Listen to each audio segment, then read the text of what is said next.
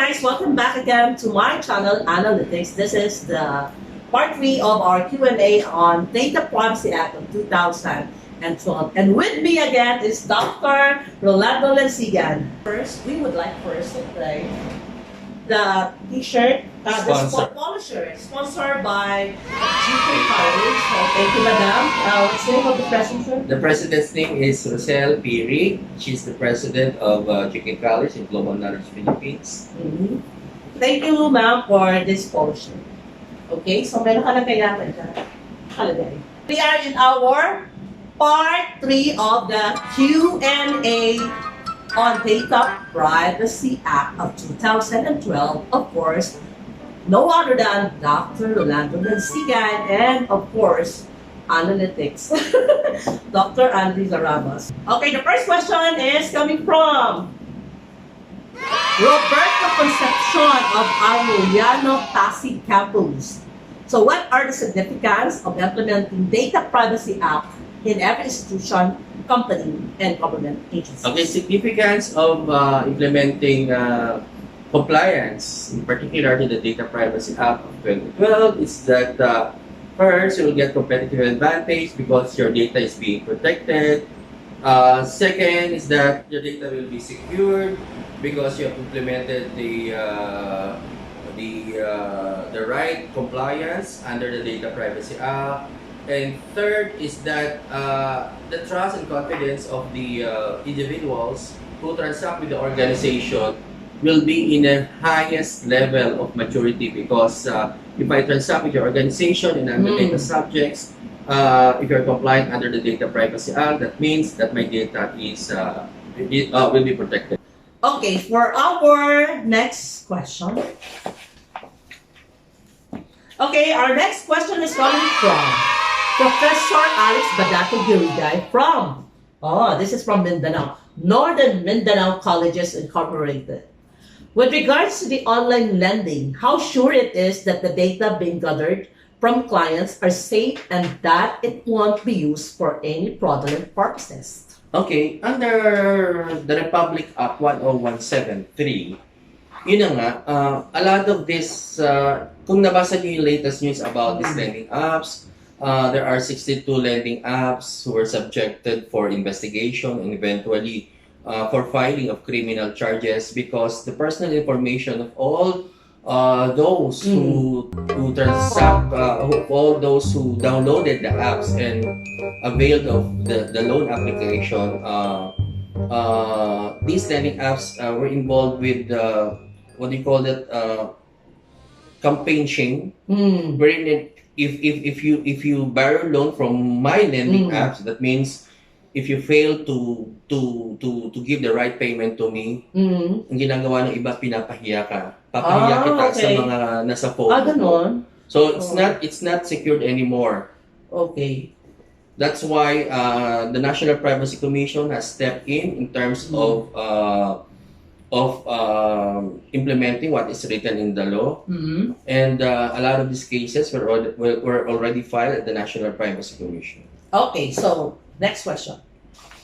So the rule there is do not download these mobile apps and get loans, and if you fail to pay the corresponding payment, the consequences you might suffer might be that heavy. Okay. So, next question is from Dr. Alice M. Lacorte, the Dean of the College of Computing and IT of First Asia Institute of Technology and Humanities, Batangas, from FATE. The question, sir, is, are the sellers or providers of CCTV surveillance cameras for home security covered by the DPA law? How are they monitored by NPC? Okay, first is the videos from the CCTV cameras or footages, kung tawagin natin, covered by the Data Privacy Act. Yes, because individuals can still be identified. Second is in terms of data gathering, yes, that is still covered under the law. This is being monitored, not in particular the CCTV, but in terms of the collection of personal data, it should be protected. Now, the question is, how do we use the CCTV footages in terms of disclosure or non-disclosure of personal information? Let's say, for example, pumunta ako sa bahay mo, sinabi ko, ay, nagnakawan ng ganyan. Akin na yung CCTV footage. Of course. Bibigay mo ba sa akin? So, no. No, why? Because I am the owner. You don't have consent from the subject. Correct, exactly. And the only instance that you will disclose the CCTV camera, CCTV footage is that if what the law says, if there is a written request from a competent court, subpoena, or there's a warrant of there's a search warrant, that's the only time that you can disclose this CCTV footage. Okay. But if somebody asks for the There's a CCTV written footage, consent. please do not. Written consent from the authorities, Written not consent from the subject itself. Yes, Okay. exactly. Okay. Natututo ka na. Oo nga, marunong na ako. Pwede na ako mag-data privacy officer. Papalitan kita joke. Okay lang. Marami kailangan. Dito. Good luck. Mahaba yan. Mahaba yung question. Oh, ay, gusto ko question na to. Okay, this is from Professor Cecilia Aldipuen. Actually, the same question from Dara Sakin from DMC Dipolog. Okay, this is De La Salle Supervisor School. So they have the same questions. Cecilia Aldipuen is from Department of Education Laguna. Okay, so the questions with the recent Cambridge Analytica scandal, what can the DPA do about the illegal processing of large companies such as Facebook?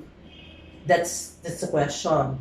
The scenario is, in San Francisco, USA, the investigation about Facebook deceived users and misrepresented its privacy practices, particularly in connection with personal information hijacked by the consultancy Cambridge Analytica and later used for political ends during the 2016 US election by Rockford. Okay, another question is, do you think our government is prepared to detect the kind of scandal, and what the DPA do about illegal processing of large companies such as Facebook? What are the legal bases to protect from us? Okay, first, background about Cambridge Analytica fiasco or scam. The Cambridge Analytica that enables the government or even private organizations to predict, in particular the Philippines at sa US, no, in particular, they were able to predict who will be the winning candidates for the presidential election and so on and so forth. Because the Cambridge Analytica provides a profiling of all the Facebook users. Yun ang nangyari doon.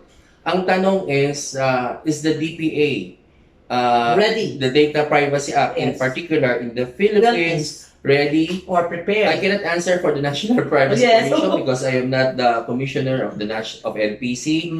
Pero I think, but in your own views, on my own personal view, the Philippine law can still go after this Cambridge Analytica fiasco because it also processes personal information of all the Filipino citizens.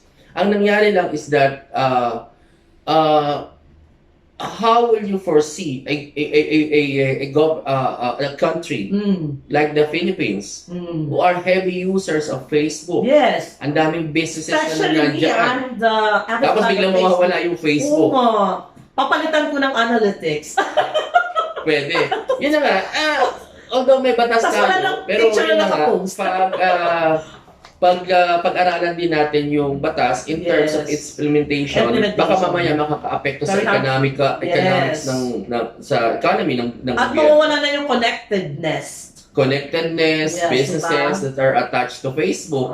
But yun na nga, that should not be an excuse. Hindi siya pwedeng excuse na sasabihin mo, kasi mawawala yung gobyerno kasi dahil ang Facebook ay mawawala, etc. Economy natin magsasuffer. Hindi siya excuse for the protection of personal information. Okay. Sige, next question. Okay, so our next question is coming from Nimpa P. Pauto, the IT Program Chair of San Sebastian College Recoletos de Cavite. Okay, she has 4 questions, sir. Sa isa lang. Isa lang muna. Alam ko kaya mo yung apat eh. Dali. Kaya, pero Okay.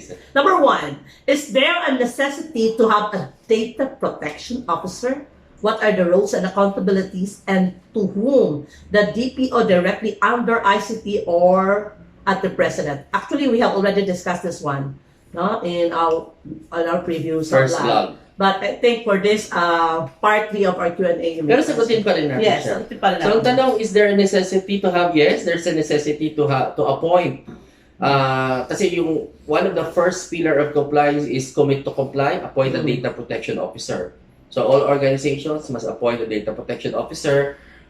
If your organization has at least 250 employees or processing at least 1,000 personal information, the law requires that you must appoint a data protection officer. What are the roles and accountabilities? Accountabilities. Yun, basically, the role of a data protection officer is to administer the implementation of the Data Privacy Act and its compliance under RA1. It is advisable that a data protection officer should be reporting directly to the highest level of management. Okay, the president. So, kailan kaya ako maging president? Okay, number 2, what are the methods of improving privacy information in an organization? Methods of improving privacy information, Yes. basically, you must comply. It's a matter of organization. Yeah. Just comply. Just comply with what is written in the law. Ang importante lang dyan, yung 5 pillars of compliance that will eventually turn into a 32-point compliance checklist. All you have to do is to check National Privacy Commission's website at www.privacy.gov. So, okay. So, for question number 3 from Ma'am Nimpa is there any checklist? What help an organization or institution to identify or inventory the data assets and processes for DPA compliant? That way will help also in the formulation of privacy policy. Well, in terms of checklists, that's also provided in the website at the website of the National Privacy Commission, privacy.gov.ph. Marami kayong materials na makikita doon. Okay, so the last question is, when the National Privacy Commission will strictly be checked, the organization and institution, if they are DPA compliant? Very good question. Currently, since from the time that it was created, the National Privacy Commission has begun checking organizations for compliance. 2017, I think we did an on-site check visit to visits to major companies and organizations within the country. And currently, they are doing its privacy sweep, checking all publicly available information that is in compliance with the Data Privacy Act of 2012. Okay, so, okay, we're done with that question, Ma'am Limpa.